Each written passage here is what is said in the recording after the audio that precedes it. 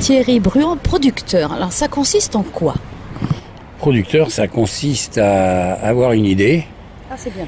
C'est déjà important. Ensuite, à essayer de l'écrire, de la développer, d'aller voir des chaînes de télé, en tout cas producteur télé, je parle bien sûr, d'aller voir des chaînes de télévision, de les intéresser au projet.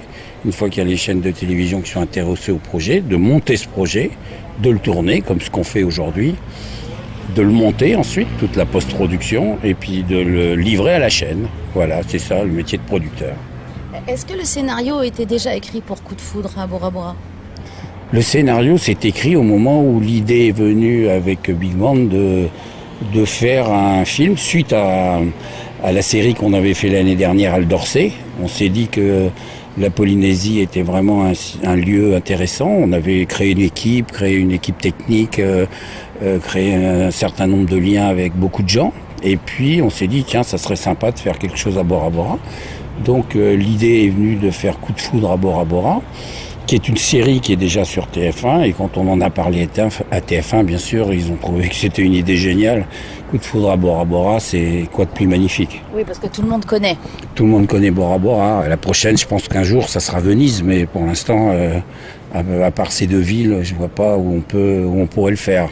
Est-ce que c'est compliqué d'obtenir des prix, des subventions, monnaie, quoi? Ah oui, c'est toujours compliqué, mais en tout cas en télévision comme au cinéma d'ailleurs, il y a beaucoup de centres d'aide, etc. Bon, il y a les chaînes de télévision, en tout cas pour la télévision déjà à la base. Et puis ici, il faut dire qu'on a été aidé et que le territoire, le gouvernement est très attentif à tout ce qui se passe dans l'audiovisuel. Ne serait-ce que le scan déjà qui a été créé, qui existe, qui tourne bien, qui marche et qui suit sur ce genre de projet. Un certain nombre de ministres, le gouvernement. Enfin, je veux dire, je pense que aujourd'hui, la Polynésie est majeure dans des projets comme ceci. Et je pense que ça va se développer parce que le pays est beau. Et puis on a ici des gens qui sont attentifs, qui veulent apprendre, qui veulent travailler. On a une équipe de Polynésiens de 35 personnes qui avaient déjà été recrutées pour Al d'Orsay, qu'on a repris là, qu'on espère reprendre l'année prochaine si on a un beau projet.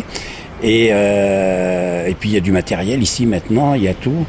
Tout est fait maintenant, je pense, en Polynésie pour que des films ou des fictions puissent se faire sans accroc et le gouvernement suivant, plus les budgets qui sont alloués par les chaînes de télévision, le CNC, etc., nous permettent de faire ces opérations.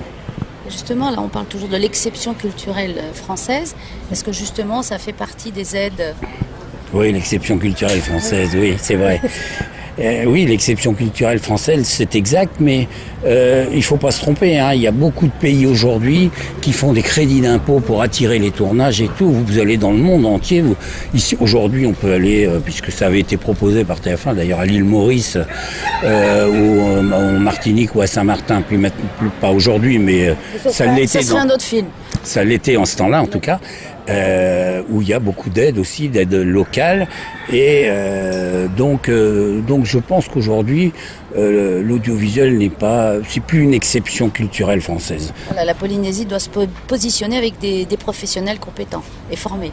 Ah, je pense que c'est indispensable et je crois que le gouvernement en est convaincu, en est conscient et ils sont partis là-dessus. Et depuis des années, et tu vois qu'aujourd'hui, il y a eu une grosse fiction l'année dernière, il y en a une très grosse cette année, il y a eu le film Gauguin quand même. Enfin bon, il se passe quand même beaucoup de choses dans l'audiovisuel aujourd'hui en Polynésie, grâce au coup de pouce du gouvernement. Et c'est beaucoup de monde quand même qui travaille là-dessus. Il se passe beaucoup de choses. Oui, donc c'est un essor économique aussi. D'abord, c'est un essor touristique. Parce qu'on parle de la Polynésie, on le voit partout.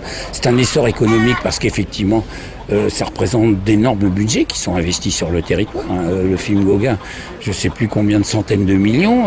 Pour des fictions comme ceci, c'est 150, 200 millions qui sont investis sur le territoire. Enfin, c'est pas anodin. Et ce sont des gens qui travaillent, des sous-traitants qui travaillent, il y a des gens qui font la cantine, il y a des gens il y a des sociétés qui nous louent des bateaux, qui louent des voitures, enfin, on fait travailler tout le monde, quoi, en fait. Eh bien, merci pour ces beaux projets que vous amenez en Polynésie.